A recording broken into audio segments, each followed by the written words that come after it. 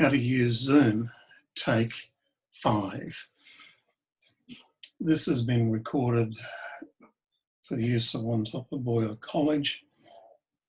I've probably got the teaching staff in mind here, so I'll be going over a few features of Zoom that most of the students will not be needing to use. There are one or two which may be useful if you're actually in a live classroom situation. So if you've got Zoom, great. What you would do is, this is a Macintosh computer, so I'm sharing my screen, which is fairly busy. You'd click on Zoom and it would fire up into something that looks like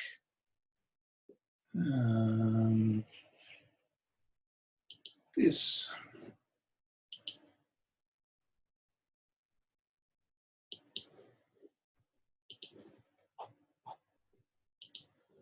So when you start Zoom, it should look something like that. It'll vary a bit on a PC and on your phone.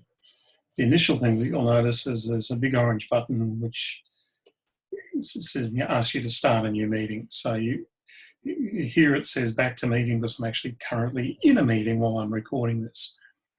You can join a meeting that is already underway or has been recorded earlier.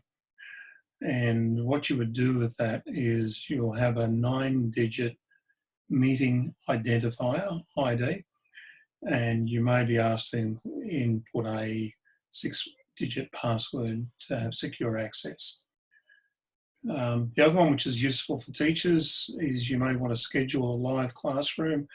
I'm looking at, in the next week or so, scheduling a tutorial session where I can have students come in and talk for an hour or two, and we can sort out some of their tech issues as well as some of the problems that come up out of teaching. There are a few other features there which are useful. So obviously when you come on, this is what the screen will normally look like. So it won't be as frozen as this one. The one thing that Zoom will not do is share a screen that actually has Zoom on it. So I've had to take some snapshots. So here's a meeting I had earlier on Monday, the 31st of March. Victor came in. This is his first time using Zoom on the computer, his computer at home. And up the top, or it could be down the side and cover, depending on which version of Zoom you're using or what device you're using Zoom on. Here's a little thumbnail picture of me here speaking. Oh, there's a second picture of me, and the reason there's a second picture and the reason why I've actually got headphones on is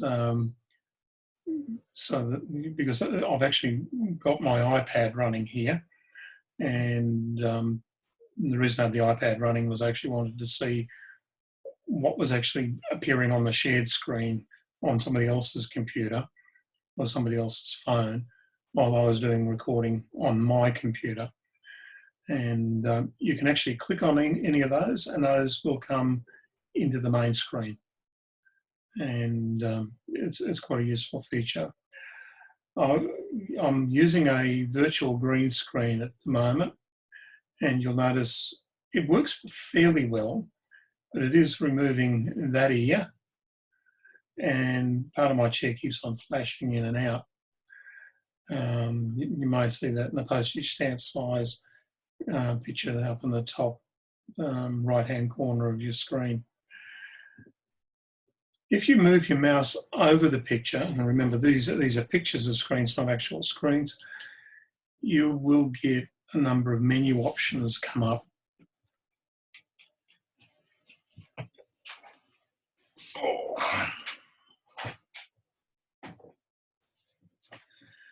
And down the bottom of this, on this case, what you'll see, you can actually mute your microphone. So if you know you're about to have a coughing fit, you hit that, cut it out. It's really useful if you've got people in meetings. I had one Zoom meeting that I was in a number of months ago where somebody came to the meeting in the morning eating breakfast. And we had about a dozen people, and all we could hear was crunch, crunch, crunch.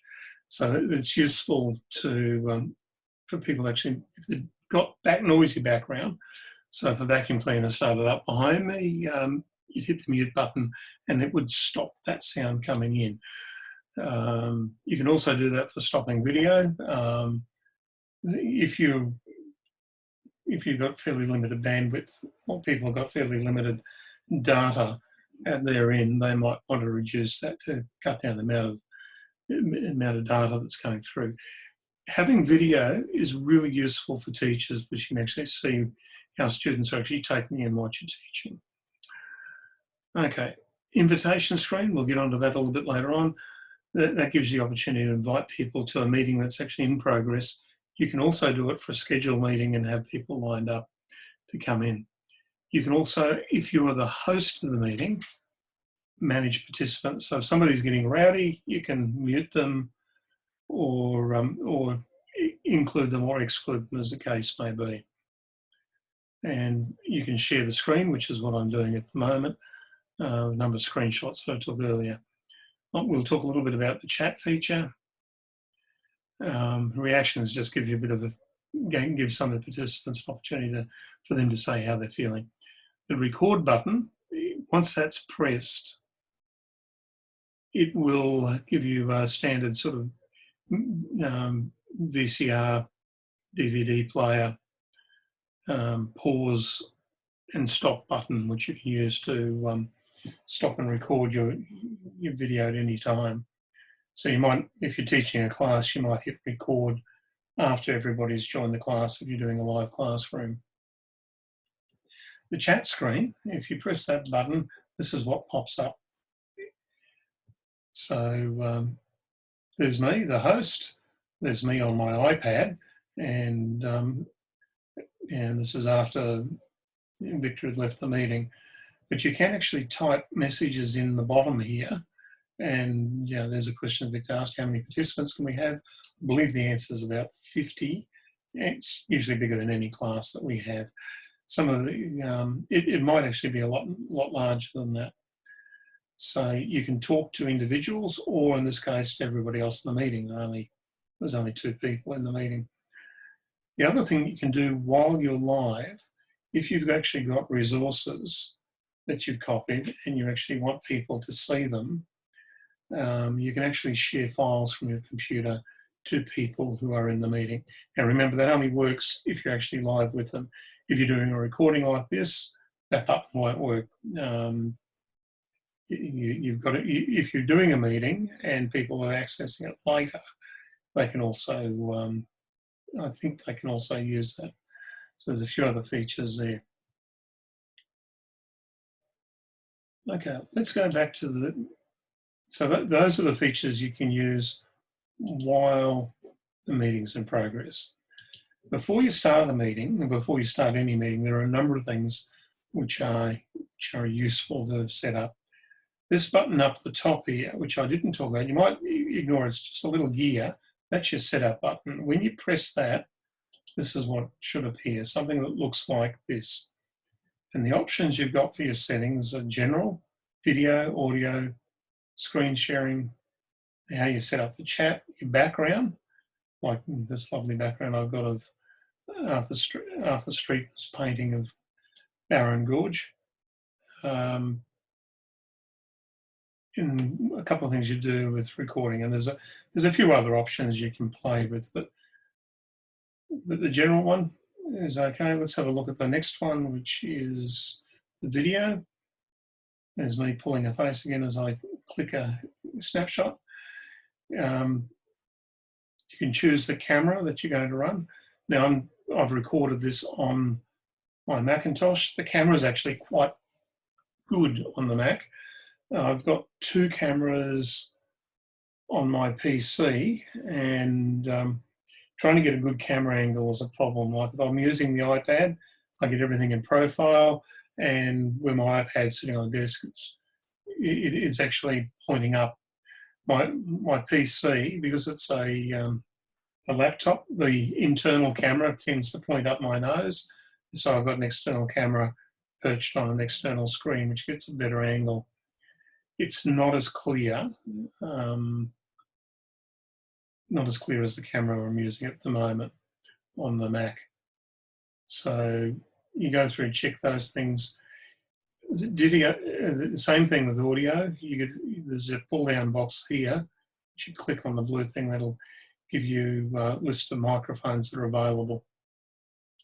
Most of the time, and it looks like you can do it on an individual meeting by meeting basis before you start up the meeting.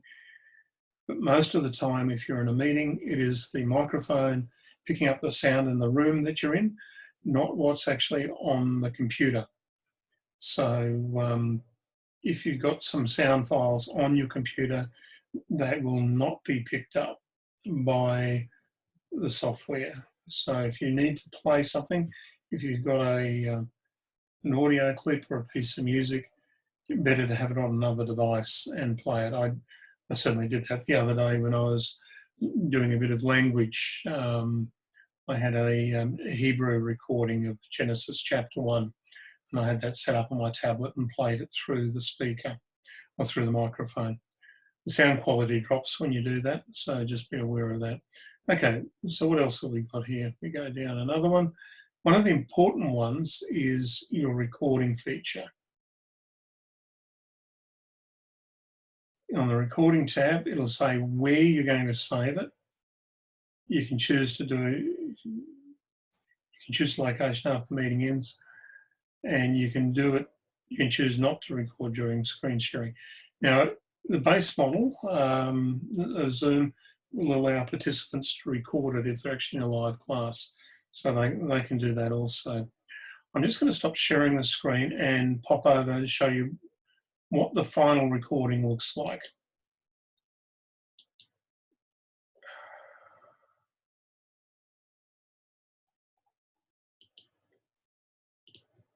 Might help actually share the right screen. Let's go here to the desktop. It's probably the easiest. Okay, so when you've recorded a meeting, and it takes a bit of time after you've ended the meeting, so when you hit stop record, it doesn't immediately save. It's only when you end the meeting that it actually converts whatever video it's recorded into MP4. Now, MP4 is good because it saves a lot of space. So what I've got here, you'll notice today's the 31st of March 2020, and I've been recording a few things. There's a couple of abortive attempts. I did a run at doing this video and realised that I hadn't been sharing the right screens at times, so I stopped and restarted. There's an earlier one, and okay. This is a fairly typical one. This is how it comes out, and you'll notice that this would have been a short devotional reflection I did this morning. You get an audio only track. I'm not sure what that one is, but then you'll get something which says Zoom 01234 MP4. So this one, if I converted that'll be 1, 2, and that is actually your MP4 video file.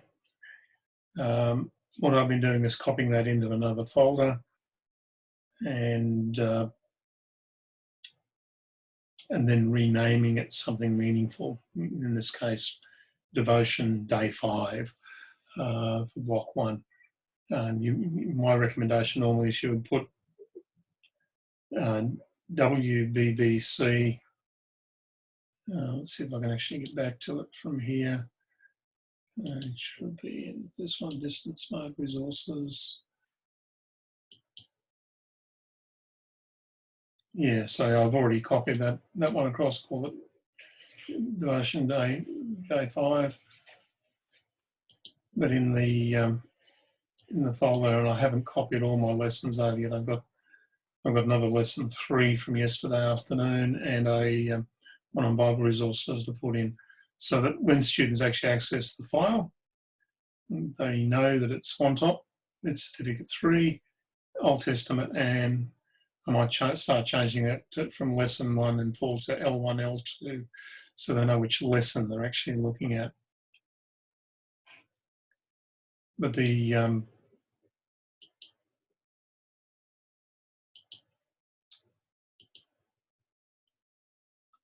store my recordings one is useful. If you're using a Windows 10 machine, just be careful that it's not saving it to OneDrive online. Most of us have fairly limited size OneDrive accounts, and you'll run out of space very quickly. You need to make sure it's on a physical drive where you're at. Okay, what's the next? So do I look at another setting? Okay, yeah, backgrounds. Let's go to that one. So if you click on the virtual background, there are a number of things that will happen. Now, at the moment, I'm obviously using this one here, the Arthur Streeton painting. You can choose to go to none. And if you have a look at the picture there, that's my study behind me. Exterior, of course. Quite messy. And sometimes it's distracting. Of course, one of the criteria we want to be doing for teaching is we want people to focus on what we want them to be focusing on, not on what's going on in the background. So this plus button here will allow you to add pictures. Now, having played with the virtual background, there's a number of things that are useful. Eddie, I know you've got a green screen set up. You click that button there and have a green screen and it will work. I tried it this morning with a lovely green sheet that we had here. It kind of worked. My problem here is in this room, it cut down half the light in the room and it ended up being quite dark and didn't look good at all.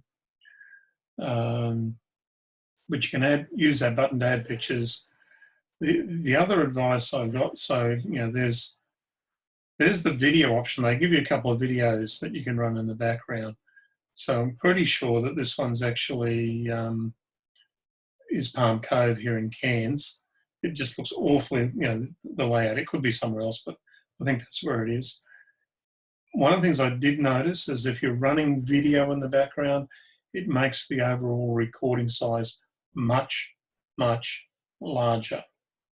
So I did an hour and a bit lesson with just this sort of background, and the file size was 300 megabytes. And if you get a feel for that, 300 megabytes converted to, if you've got 10 lessons in a book, if they're that size, one unit will fill one DVD. But when I did this, a half-hour lesson was actually larger. So it was about 390 megabytes compared to one like that. I've discovered, so the difference is that was 390 with waves, the heavy surf that we get in Cairns washing in, was 390.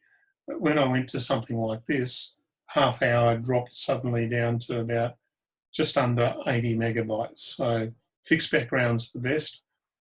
If you do have a green screen, it does give you a better definition. I did notice that this morning.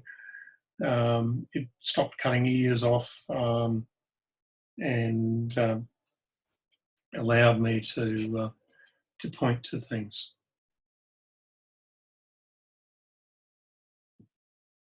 Okay, if you're joining a meeting, this is what you'll be asked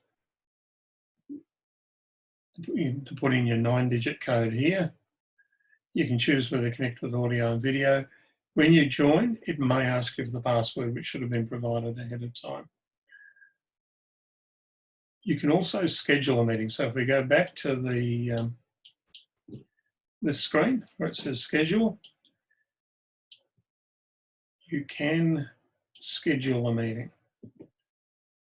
And this one, it'll just automatically generate that information, automatically generate a meeting ID, and you can actually schedule your date and time. So I'm going to play with this one over the next week or two for tutorial sessions. There are two possibilities. It can generate automatically, or you can choose a personal meeting ID. Now, I did notice the other day that the AA meeting that meets behind us in the office, they actually had a personal meeting ID for their AA meetings. So they're asking people to come into an AA meeting via Zoom, and they're given that number. So if you rock up at the door, you should take that note that down, and then they can meet their social distancing and isolation obligations that we have to meet at the moment.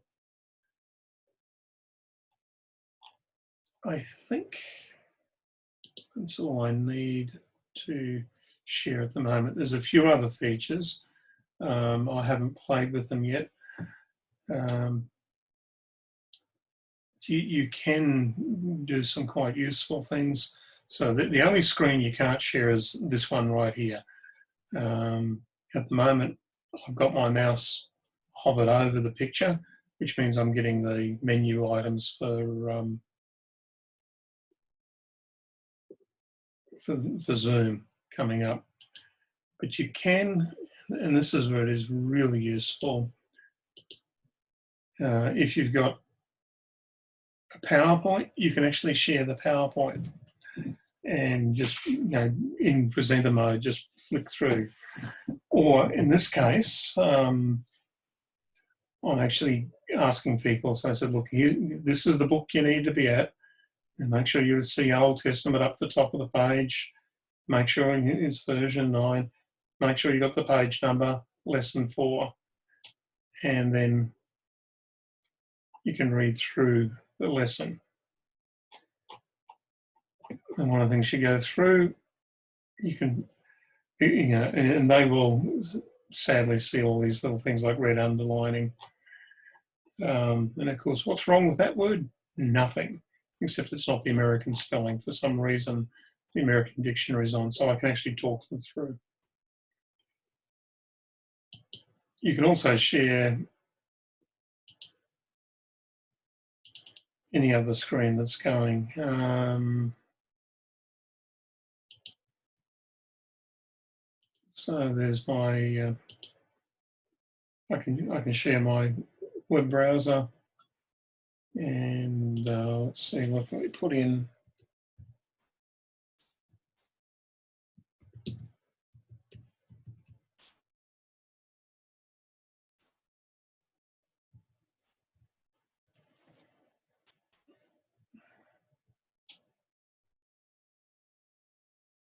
And my computer's being its usual slow self now. Internet connection here is not too bad, but it should pull up those pages fairly quickly. Oh, here we go, and we can change that to images so that we just see pickies. You say, well, there you go. There's the model of the temple at the one of the places in the Holy Land. I can tell it's the model because nobody could stand that high above the real thing. Or you can pull up that picture and say, well, there's the western wall of the temple. Well, I can't see in that picture. There's actually three distinct squares. Maybe it's that one. And I can remember my Old Testament lecturer, when somebody showed this video, he said, well, stop. He said, I met my wife right there. And he had a room not that far away, actually looked over the Dome of the Rock every morning. Okay, I think that's about all I need. If there's any questions you guys have got, just email me on that.